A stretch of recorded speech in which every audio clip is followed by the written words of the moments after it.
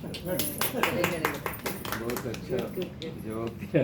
सभी लोग कहते हैं मन का शांति के लिए, कंसंट्रेशन के लिए, ये भगवान को जानने के लिए ध्यान करना है।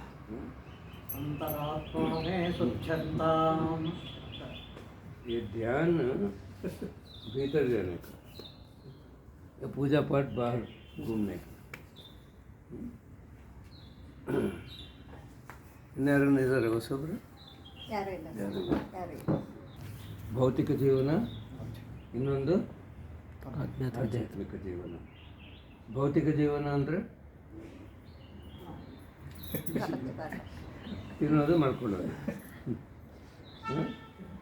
ತಿನ್ನೋರು ಮಾಡ್ಕೊಳ್ಳೋದು ಏನಂತಾರೆ ಅಂದರೆ ಪ್ರಾಣಿಗಳು ಅಂತ, ಪಶುಗಳು ಅಂತಾರೆ.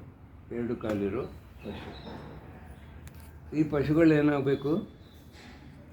ಪಶುಪತಿ ಆಗ್ತದೆ. ಪಶುಪತಿ ಆಗಬೇಕು. ಏನಾಗಬೇಕು? ಪಶುಪತಿ ಅಂದರೆ ಶಿವ, ಈಶ್ವರ. ಪಶುಪತಿ ದೇವಸ್ಥಾನ ನೇಪಾಳಲ್ಲಿದೆ. ಈಶ್ವರ ದೇವಸ್ಥಾನ. ಯಾರು ಧ್ಯಾನ ಮಾಡ್ತಾರೋ ಅವ್ರೇನಾಗ್ತಾರೋ ಪಶುಪತಿ.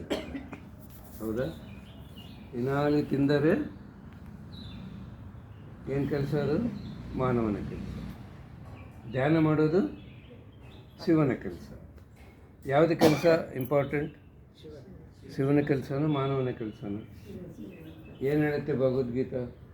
ಶ್ರದ್ಧಾವಾನ್ ಲಭತೆ ಜ್ಞಾನ. ಆತ್ಮದ ಕೆಲಸ ಧ್ಯಾನದ ಮೇಲೆ ಎಷ್ಟು ಶ್ರದ್ಧೆ ಇರುತ್ತೋ ಅಷ್ಟು ಜ್ಞಾನ ಹೊಂದುತ್ತೀವಿ. ಎಷ್ಟು ಜ್ಞಾನ ಹೊಂದುತ್ತೀವೋ ಅಷ್ಟು ಆನಂದವಾಗಿರ್ತೀವಿ. ಸಿಂಪಲ್ ಇಷ್ಟೇ, ಇನ್ನೇನಿಲ್ಲ. ಯಾಕೆ ಧ್ಯಾನ ಮಾಡಬೇಕಂದ್ರೆ ಏನು ಬೇಕು ನಮಗೆ? ಆನಂದ ಬೇಕು. ಹೌದಾ? ಏನು ಬೇಡ್ಕೊತೀರಿ? ಎಲ್ಲ ದೇವಸ್ಥಾನಕ್ಕೆ ಹೋಗಿ ಏನು ಬೇಡ್ಕೊತೀರಿ? ಆನಂದ ಬೇಕು. ಆ ಸಮಯಕ್ಕೆ ಏನು ಬೇಕೋ ಅದು ಕೇಳ್ಕೊಂಡು ಮದುವೆಯಾಗಲಿಲ್ಲ ಅಂದರೆ ಮದುವೆಯಾಗಬೇಕು. ಮಕ್ಕಳಿಲ್ಲಂದರೆ ಮಕ್ಕಳು ಬೇಕು. ದುಡ್ಡಿಲ್ಲಂದರೆ ದುಡ್ಡು ಬೇಕು. ಆರೋಗ್ಯ ಇಲ್ಲಂದರೆ ಆರೋಗ್ಯ ಬೇಕು. ಯಾರನ್ನ ಜ್ಞಾನ ಬೇಡ್ಕೊತೀರ? ನನಗೆ ಜ್ಞಾನ ಬೇಕು ಅಂತ ಯಾರನ್ನ ಬೇಡ್ಕೊತೀರ? ಹಾಂ, ಹೇಗೆ ಬೇಡ್ಕೊತೀವಿ ನಾವು?